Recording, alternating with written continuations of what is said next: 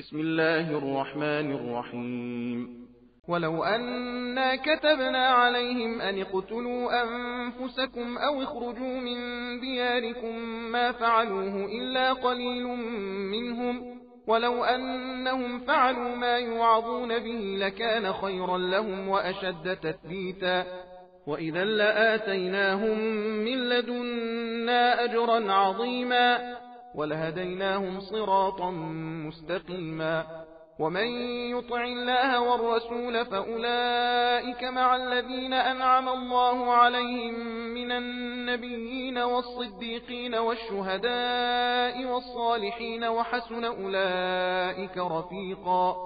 ذلك الفضل من الله وكفى بالله عليما يا أيها الذين آمنوا خذوا حذركم فانفروا ثبات أو انفروا جميعا وإن منكم لمن ليبطئن فإن أصابتكم مصيبة قال قد أنعم الله علي إذ لم أكن معهم شهيدا ولئن أصابكم فضل من الله ليقولن كأن لم تكن بينكم وبينه مودة يا ليتني كنت معهم فأفوز فوزا عظيما فليقاتل في سبيل الله الذين يشرون الحياة الدنيا بالآخرة ومن يقاتل في سبيل الله فيقتل أو يغلب فسوف نؤتيه أجرا عظيما وما لكم لا تقاتلون في سبيل الله والمستضعفين من الرجال والنساء والولدان الذين يقولون ربنا أخرجنا من هذه القرية الظالم أهلها واجعل لنا من لدنك وليا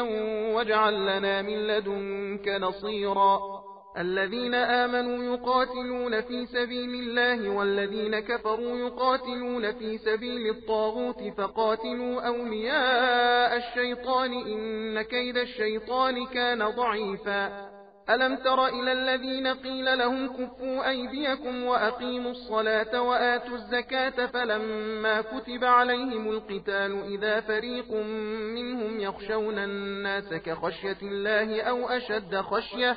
وقالوا ربنا لم كتبت علينا القتال لولا أخرتنا إلى أجل قريب قل متاع الدنيا قليل والآخرة خير لمن اتقى ولا تظلمون فتيلا أينما تكونوا يدرككم الموت ولو كنتم في بروج مشيدة وإن تصبهم حسنة يقولوا هذه من عند الله وإن تصبهم سيئة يقولوا هذه من عندك قل كل من عند الله فما لهؤلاء القوم لا يكادون يفقهون حديثا ما أصابك من حسنة فمن الله وما أصابك من سيئة فمن نفسك وأرسلناك للناس رسولا وكفى بالله شهيدا खुदा के नाम से शुरू करता हूँ जो बड़ा मेहरबान निहायत रहम वाला है। इस्लामी शरीयत सहला में तो उनका ये हाल है, और अगर हम बनी इसराइल की तरह उन पर यह हुक्म जारी कर देते कि तुम अपने आप को कत्ल कर डालो या शहर बदर हो जाओ, तो उनमें से चंद आदमियों के सिवा ये लोग तो उसको न करते। और अगर ये लोग इस बात पर अमल भी करते जिसकी उन्हें नसीहत की जाती है तो उनके हक में बहुत बेहतर होता और दीन में भी बहुत साबित कदमी से जमे रहते, और इस सूरत में हम भी अपनी तरफ से जरूर बड़ा अच्छा बदला देते और उनको राह रास्त की भी जरूर हिदायत करते। और जिस शख्स ने खुदा और रसूल की इताअत की तो ऐसे लोग उन मकबूल बंदों के साथ होंगे जिन्हें खुदा ने अपनी नेमतें दी हैं, यानी अंबिया और सिद्दीकीन और शुहदा और सालिहीन, और ये लोग क्या ही अच्छे रफीक हैं। ये खुदा का फजलो करम है और खुदा तो वाकिफकारी में बस है। ऐ ईमान वालों, जिहाद के वक्त अपनी हिफाजत के जराए अच्छी तरह देखभाल लो, फिर तुम्हें अख्तियार है, खाह दस्ता दस्ता निकलो या सब के सब इकट्ठे होकर निकल खड़े हो। और तुम में से बाज ऐसे भी हैं जो जिहाद से जरूर पीछे हटेंगे।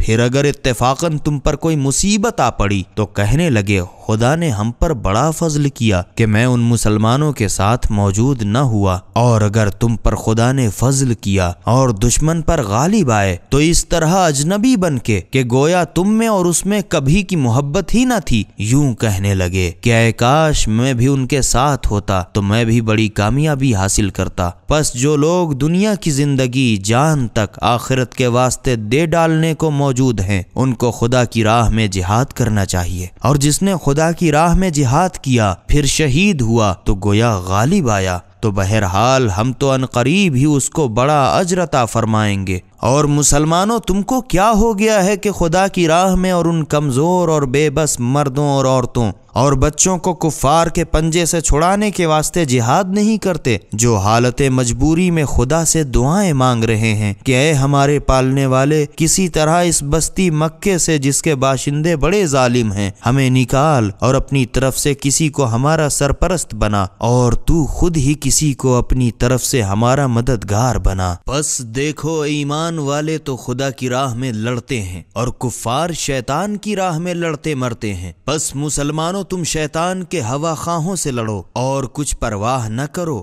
کیونکہ شیطان کا داؤں بہت ہی بوندا ہے۔ اے رسول صلی اللہ علیہ وآلہ وسلم، کیا تم نے ان لوگوں کے حال پر نظر نہیں کی جن کو جہاد کی آرزو تھی، اور ان کو حکم دیا گیا تھا کہ اپنے ہاتھ روکے رہو اور پابندی سے نماز پڑھو اور زکوٰۃ دیے جاؤ، مگر جب جہاد ان پر واجب کیا گیا تو ان میں سے کچھ لوگ بودے پن میں لوگوں سے اس طرح ڈرنے لگے جیسے کوئی خدا سے ڈرے، بلکہ اس سے کہیں زیادہ، اور گھبرا کر کہنے لگے خدایا تو نے ہم پر جہاد کیوں واجب کر دیا، ہم کو کچھ دنوں کی اور مہلت کیوں نہ دی۔ اے رسول صلی اللہ علیہ وآلہ وسلم، ان سے کہہ دو کہ دنیا کی آسائش بہت تھوڑی سی ہے، اور جو خدا سے ڈرتا ہے اس کی آخرت اس سے کہیں بہتر ہے، اور وہاں تو ریشہ بال برابر بھی تم لوگوں پر ظلم نہیں کیا جائے گا، تم چاہے جہاں ہو موت تو تم کو لے ہی ڈالے گی، اگرچہ تم کیسے ہی مضبوط پکے گنبدوں میں جا چھپو،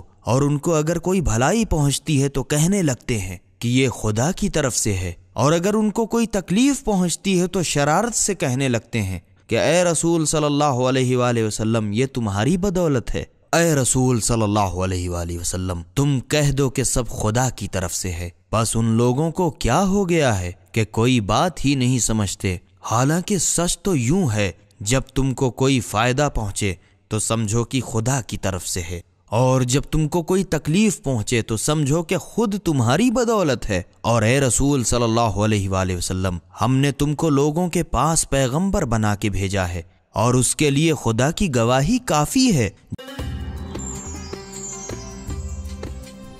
سبیل قرآن، ہدایت کا راستہ۔